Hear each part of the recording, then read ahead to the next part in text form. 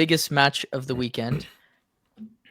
Maybe doing a watch along for it. Manchester City play Liverpool in a game that I think ultimately decides title run type of potential, For right? us? Like for both teams. Like if Liverpool loses, they are officially out of the race.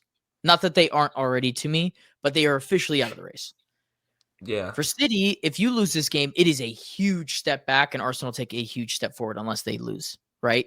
But to drop that many points, it is Arsenal. They can potentially be Arsenal. But to go back 10 points or whatever it is, that 4 losses on the year already, these are the games you have to win if you are City or Liverpool. Like, they have to win. I'm interested to see what Liverpool do midweek. They play Madrid tomorrow. It could get really fucking dicey for them. It already is, but they could be like 6 out of 7 losses in a row. Just on that midweek fixture and the recent statements from Mr. Slot, Loser. they're screwed. According to him, they're screwed. We were just talking about it. My team has depth.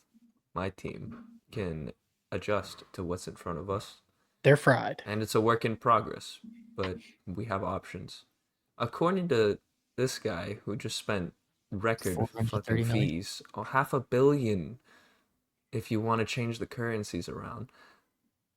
And he doesn't have options. He's got no depth and he's screwed. So they should just chalk it up. They should put their hands up and just put their feet up and enjoy the show because your manager has no hope. Yeah, and he just he broke the record twice. Yeah. Twice. He fielded a team that was missing its right back and its goalie this week, but he has no options. That won the league, but he's got no options. These dudes are such losers. They're such losers. Like I'm gonna say some outlandish shit when we get to our predicky because I'm hoping. No. Save it for the live. No, the live will be me celebrating. I know I've already seen the future. I already know what's gonna happen. I'm gonna say some outlandish shit here to say from my predicky, but genuinely, I look at that team and I just think that they're garbage. Aston Villa gave them that match. Like Emi Martinez handed it to him on a silver platter. They are garbage. They're gonna play Real Madrid midweek. Trent's return. They're gonna get smacked up. Then they're gonna have to play City in a game where they're already deflated as hell, and they're playing the most informed striker, and they look awful defensively. In a team that doesn't have structure, they have no structure. Let's be honest. If they want to slow down the game, they have no control over that. That's up to us. Yep. If they want to prove me wrong over the weekend, that's fine. I hope that doesn't happen. But I think losing Trent plays a huge part into that. I kind of talked about it to where he's that outlet when you're getting pressed high. He can find a pass first time, something wicked. And they're missing that. They have 3 center backs, Joe Gomez along with the starting 2. Robertson's starting to look better, but again, says a lot about the new signing. I think they asked too much of him too quickly is what it's starting to look like. Both fullbacks, right back, Frimpong and Bradley, I don't think they've lived up to it in terms of replacing Trent in the aggregate. Frimpong's had his injury issues. I think Chilwell might have given Connor Bradley his career. If he got a new contract and got those wages up, he's got to send half of that to Strasbourg because, I'm pretty sure he had a brace against us or a goal and 2 assists, whatever. And he ran Chilwell wild. He looked like an unbelievable attacking threat. I don't think I've seen any of that from him. The mid, kind of what I was saying about Tottenham, they've tried to force guys into the lineup to where the synergy, it's not there anymore. Like, when you shoehorn certain guys in, Salah, of course Salah's playing right wing. When he's on the touchline at his age and this state of his career, he's not going to be effective. I think we can all come to that conclusion. So they're compromising what made them successful last year, which was Salah, and trying to fit everybody else in. And that's going to take time for them to adjust. And we're seeing what this adjustment looks like. They're struggling. Is it too far gone for this year? It very well could be.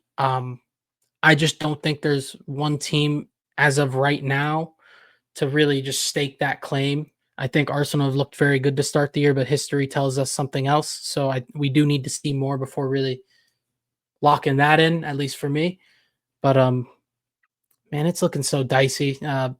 Villa have been so up and down. It's hard to really take too much away. To Dylan's point, Emmy had a fucking stinker. Yeah, I think City. I think City will have their way in this game. What you said, Mila. If they want to control the game, if they want to slow it down, they're capable of doing that. I don't think Liverpool can make City do what they want to do. So, yeah, not looking good, Reds. I'm sorry.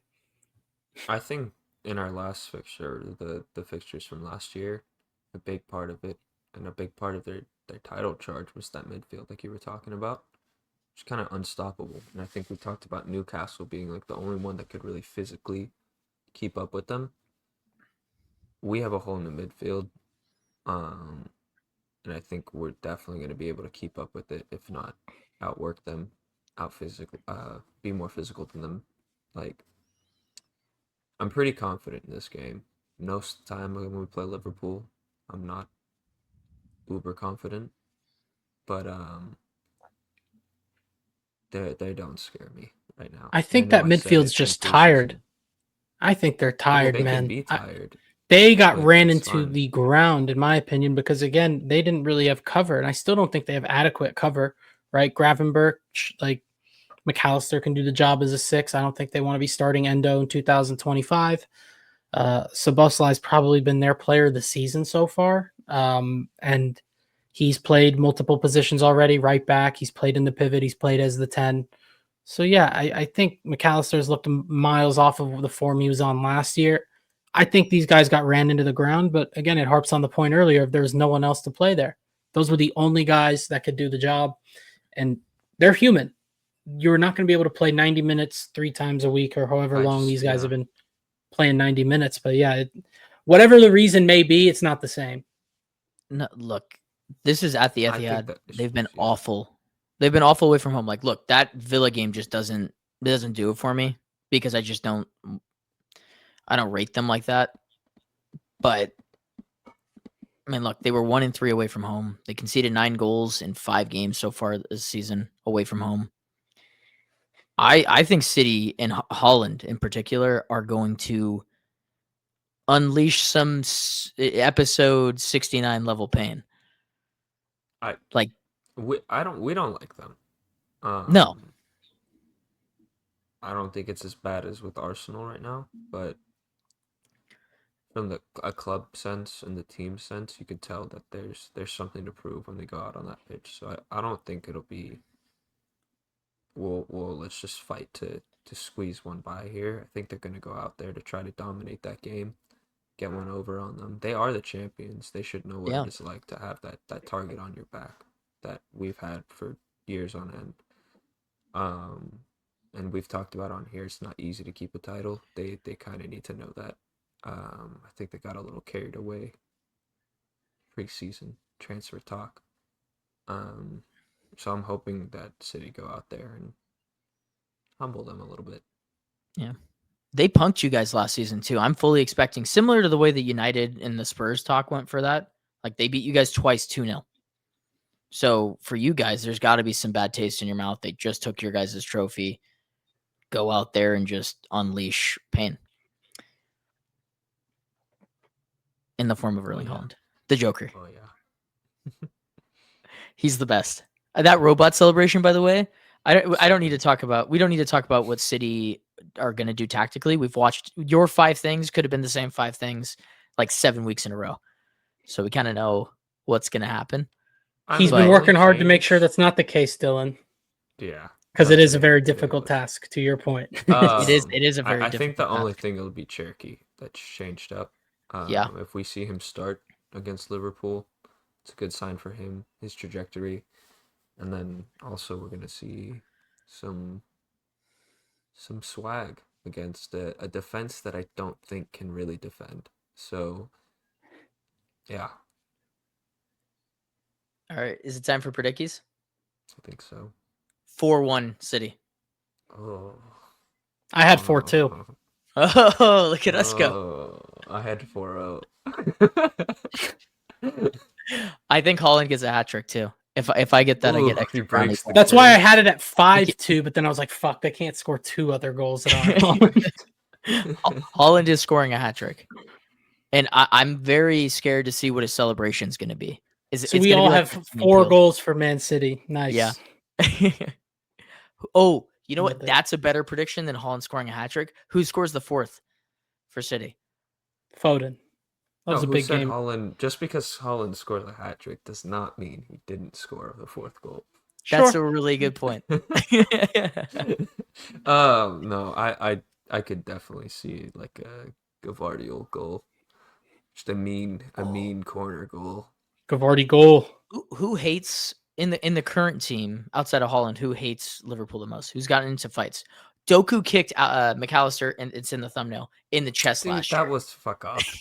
That wasn't intentional. Ruben Diaz, maybe. I gotta hope he's yeah. been there. Honestly, a Diaz goal is He's a been good there. shout. Diaz goal He would be could cool. definitely just. I don't think he'll get a goal though, but he'll definitely have some mean tackle, some dark Just art. to leave his mark on the game. I don't know if you saw his little dark art shoulder barge into Krupi, but it made me really excited as a defender. Fair. Krupi's just running and he goes. I really like Krupi, by the way. Is that only because you have him on your didn't score fantasy against team? us? No, I just think that he's actually pretty good. I don't know how they Hi. did. Is he a academy guy? He's from Lorient, who is also owned by Bournemouth, multi-club Okay. model.